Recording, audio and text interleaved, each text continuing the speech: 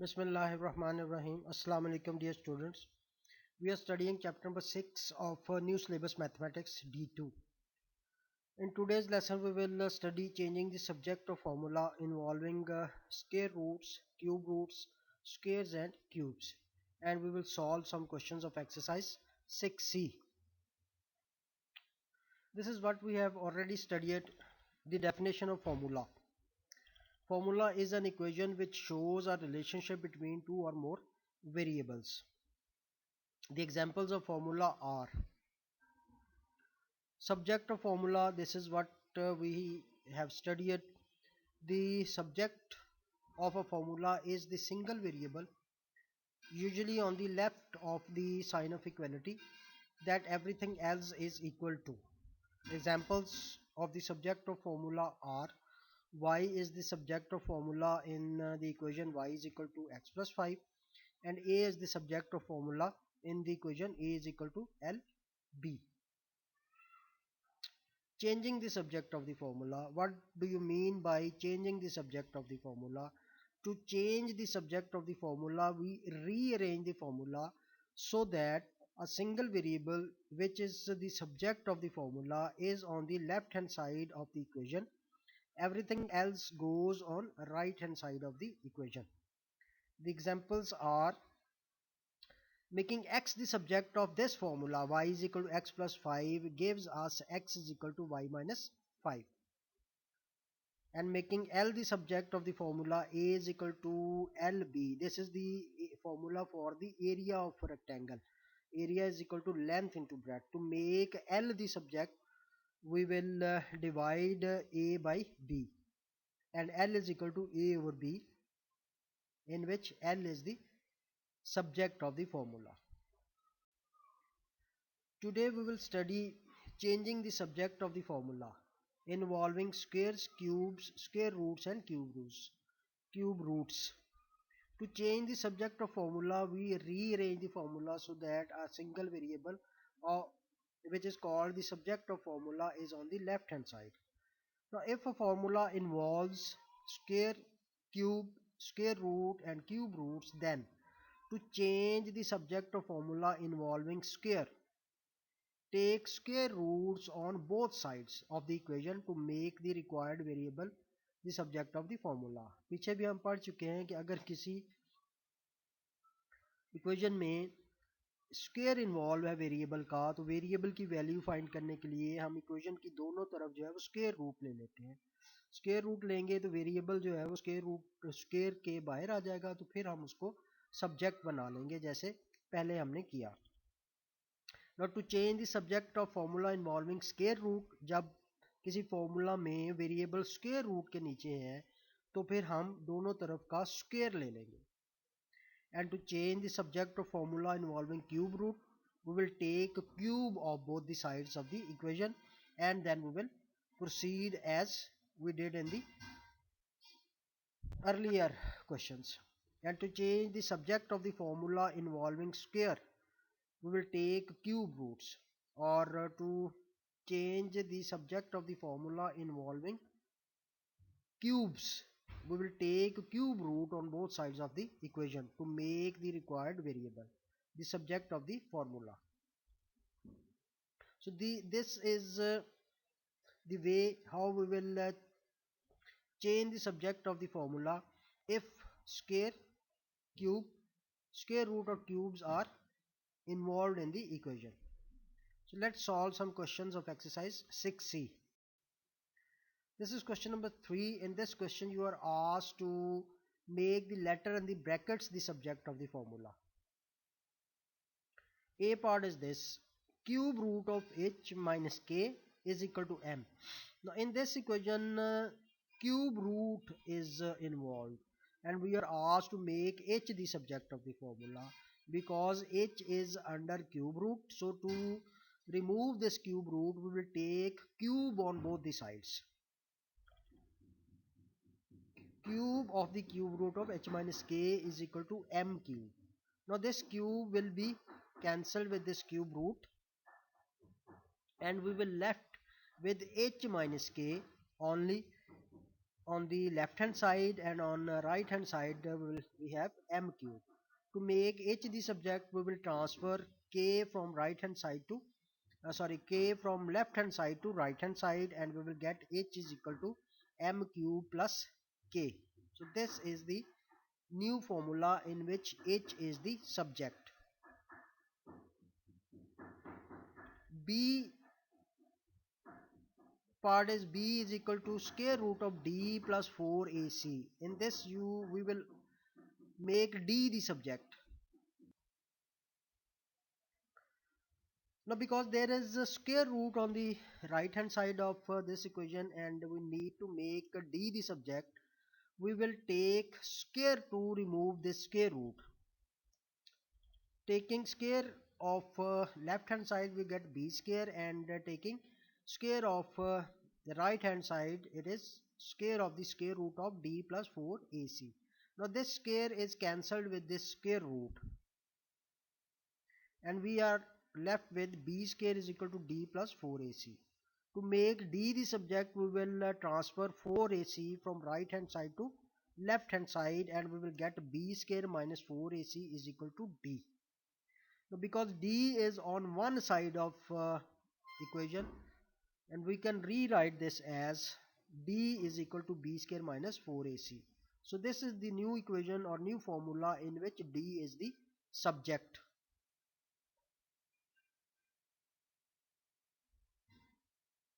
C part is P is equal to V square over R, and you are asked to make V the subject. V का square है यहाँ पे, और R V square को divide कर रहा है. तो पहले हमने R को यहाँ से लेफ्ट साइड पे लेके जाना है. R V स्क्वायर को डिवाइड कर रहा है, तो राइट लेफ्ट साइड पे जाके ये P को मल्टीप्लाई करेगा, तो हमारे पास आ जाएगा P R is equal to V square. v को सब्जेक्ट बनाने के लिए हमने इस स्क्वायर को खत्म करना है. हमें पता है स्क्वायर को खत्म करने के लिए हम दोनों साइड्स का स्क्वायर रूट ले लेंगे. so this is square root of pr is equal to square root of v square. Now this v square will be cancelled with the square root, and we will get, और आपको पता है जब हम square root लेते हैं तो जो आंसर आता है उसमें उसके साथ हम प्लस माइनस साइन लगाते हैं. सो हमारे पास आएगा plus minus square root of P R is equal to V. So writing this in this form, we will get v is equal to plus minus square root of pr, and this is the formula in which v is the subject.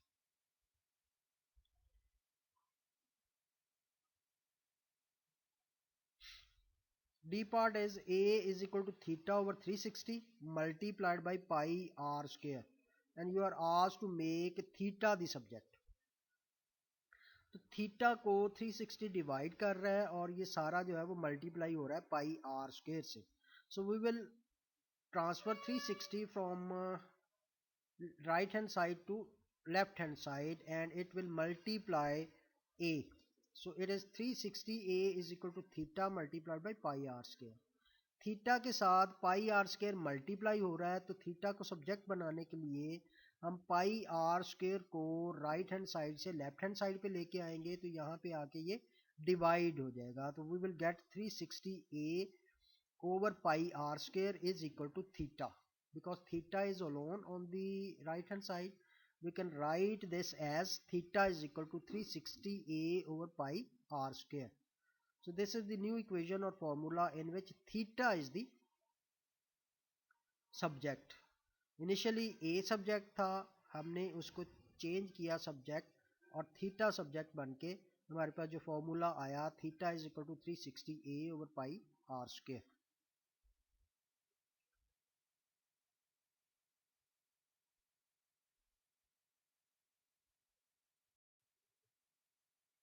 Question number 7.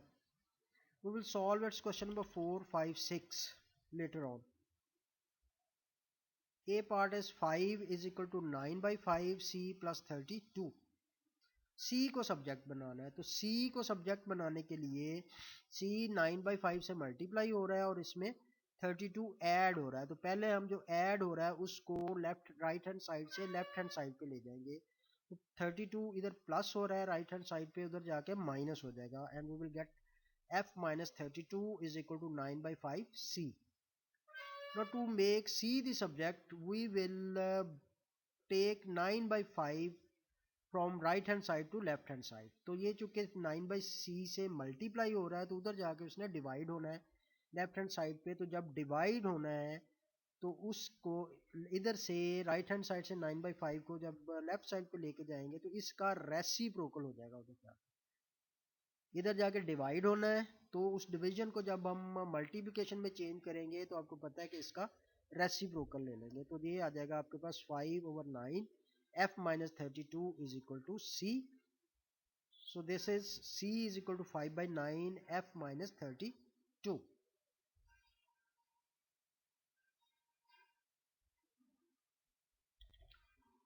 In B part, formula is a is equal to 2 pi r square plus pi r l.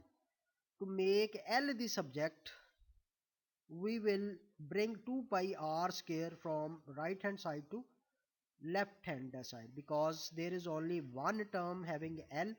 So we will transfer 2 pi r square from right to left hand side and we will get a minus 2 pi r square is equal to pi r l. L के साथ पाई are multiply हो रहा है right side पे, इसको जब हम left side पे लेके जाएंगे L को सब्जेक्ट बनाने के लिए तो लेफ्ट पाई आर जो है वो लेफ्ट साइड पे आके इसको डिवाइड करेगा। जो एक्सप्रेशन लेफ्ट साइड पे है a minus 2 pi R square over pi R is equal to L. तो इसको L को राइट लेफ्ट साइड पे ले जाएं तो आपके पास आएगा L is equal to a minus 2 pi R square over pi R. So this is the new equation. इसको हम फर्दर भी सिंप्लीफाई कर सकते हैं लेकिन न्यूमरेटर में दो टर्म्स हैं तो इस एक सिंगल फ्रैक्शन को हम दो फ्रैक्शंस में कन्वर्ट कर सकते हैं a over pi R minus 2 pi R square over pi R. तो पाई आर से कैंसिल हो जाएगा तो आपके पास a over pi R minus 2r आ जाएगा अकेला, अदरवाइज ये भी ठीक है। C part is S is equal to U T plus 1/2 A T square. U को सब्जेक्ट बनाना है तो यू वाली एक ही टर्म है आपके पास यू टी, तो उसमें जो ऐड हो रहा है 1/2 ए टी स्केयर इसको हम राइट हैंड साइड से लेफ्ट हैंड साइड पे ले जाएंगे तो हमारे पास आएगा S minus 1/2 A T square is equal to U T. तो इसका एलसीएम ले लें, इधर पहले एलसीएम लेंगे तो आपके पास 2 एलसीएम आएगा और 2s minus A T square over 2 is equal to U T. अब टी को यू को सब्जेक्ट बनाने के लिए ये टी जो यू से मल्टीप्लाई हो रहा है उसको लेफ्ट हैंड साइड पे ला के डिवाइड कर देंगे जो कि 2 से मल्टीप्लाई होगा। तो आपके पास आएगा 2s minus A T square over 2t is equal to U. तो ये भी आपका आंसर हो सकता है जैसे आपने ये बी पार्ट का आंसर निकाला था। लेकिन इसको अगर आपने फर्दर सिंप्लीफाई करना है तो न्यूमरेटर में आपके पास दो टर्म्स हैं तो इस एक सिंगल फ्रैक्शंस को आप दो फ्रैक्शंस के डिफरेंस में चेंज कर सकते हो बिकॉज इनके दरमियान नेगेटिव साइन है। तो आप लिख सकते हो 2s over 2t minus A T square over 2t। तो ये 2 से कैंसिल हो जाएगा, इधर आपके पास आएगा s ओवर टी माइनस ये t जो है वो स्केयर से कैंसिल हो जाएगा तो आपके पास आएगा A T over 2 is equal to U. तो ये भी इसका आंसर है। यहां तक कर लें या उसको फर्दर सिंप्लीफाई करें तो आपके पास u is equal to S over T minus A T over 2 आ जाएगा। So which is also the correct answer.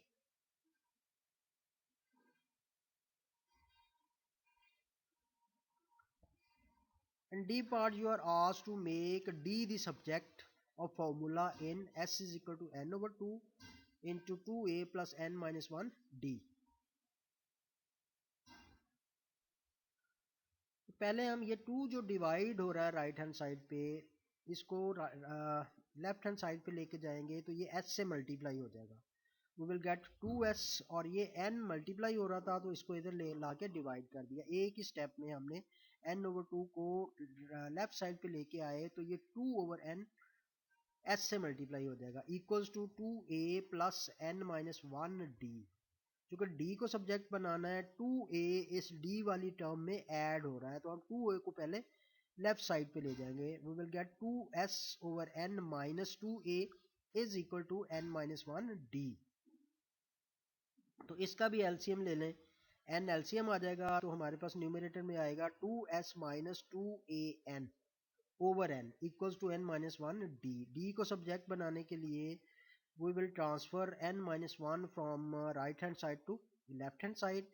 चूंकि इधर ये मल्टीप्लाई हो रहा है d के साथ, इधर आके ये डिवाइड हो जाएगा, तो 2s minus 2an over n into n minus 1 is equal to d, और d is equal to 2s minus 2an over n into n minus 1. देखिए इसको हम फ्रैक्शन में दो फ्रैक्शन में चेंज कर सकते हैं, 2s over n into N minus one, otherwise इसकी ज़रूरत नहीं है, आप इसको इसी तरह रख सकते हैं।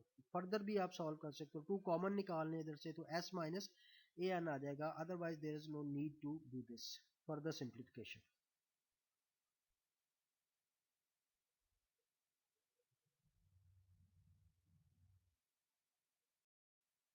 Question number 8, it's A part is 1 over h plus 1 plus 2 is equal to k। h को सब्जेक्ट बनाना है, तो h वाली ये टर्म है आपके पास 1 ओवर h प्लस 1, तो इसमें 2 ऐड हो रहा है, इसे आप राइट साइड पे ले जाएं तो आपके पास आएगा 1 over h plus 1 is equal to k minus 2। अब k माइनस 2 को हम लिख सकते हैं k माइनस 2 ओवर 1, तो जब भी दो फ्रैक्शंस हो साइन ऑफ इक्वलिटी में तो हम इसको क्रॉस मल्टीप्लाई कर लेते हैं, तो ये हमारे पास आएगा 1 equal to h plus 1 into k minus 2। h को सब्जेक्ट बनाना है तो k माइनस 2 को हम लेफ्ट साइड पे ले जाएंगे, तो ये हो जाएगा 1 over k minus 2 is equal to h plus 1। तो h में 1 प्लस हो रहा है, उसको लेफ्ट साइड पे ले जाए, we will get 1 over k minus 2 into minus 1, sorry 1 over k minus 2 minus 1 equals to h। अब इस लेफ्ट हैंड साइड पे आप एलसीएम ले सकते हो, जो कि आपके पास है k माइनस 2, तो k माइनस 2 को k माइनस 2 पे डिवाइड करेंगे, 1 को 1 से मल्टीप्लाई किया 1, माइनस k माइनस 2 को 1 से मल्टीप्लाई करेंगे तो ये इक्वल टू h आ जाएगा, और ब्रैकेट रिमूव करेंगे तो हमारे पास आएगा 1 minus k plus 2 over k minus 2 equal to h। 1 plus 2 3 आ जाएगा, और 3 minus k over k minus 2, और h के इक्वल है, h को लेफ्ट साइड पे लिखा और लेफ्ट साइड वाली टर्म को राइट साइड पे लिख दिया, तो ये हमारा फॉर्मूला बन गया जिसमें h सब्जेक्ट है।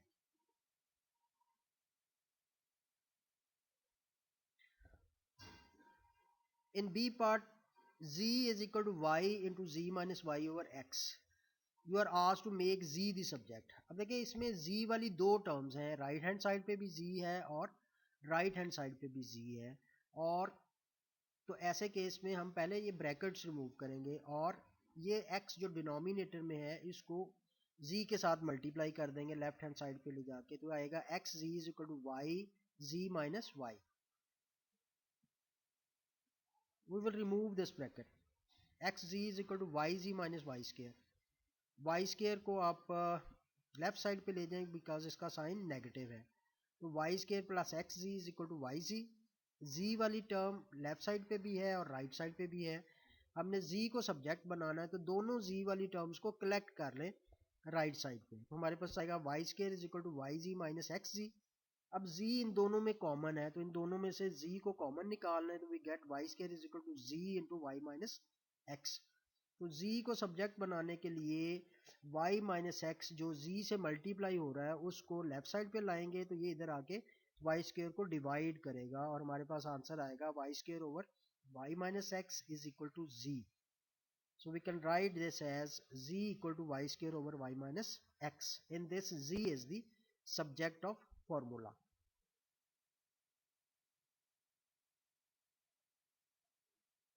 In D part it is 1 over a plus 1 over b is equal to 1. b को सब्जेक्ट बनाना है, तो इसका एलसीएम लेने पहले फ्रैक्शंस की एडिशन है, तो एडिशन जब भी होगी उसका एलसीएम ले लेंगे, ए बी दोनों एलसीएम आ गए, ए बी को ए पे डिवाइड किया तो बी को 1 से मल्टीप्लाई किया B, then plus A B को बी से डिवाइड किया तो बी कैंसिल हो गया, और ए को 1 से मल्टीप्लाई किया तो ए आ गया equal to 1।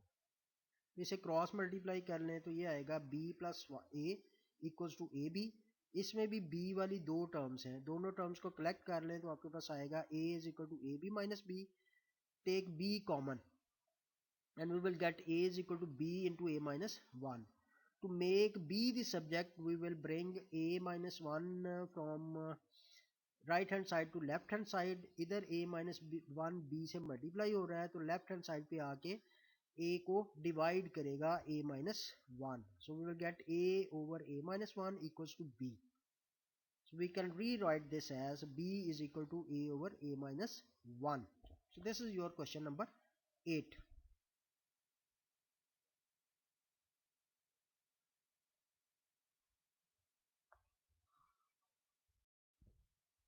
Your homework is this.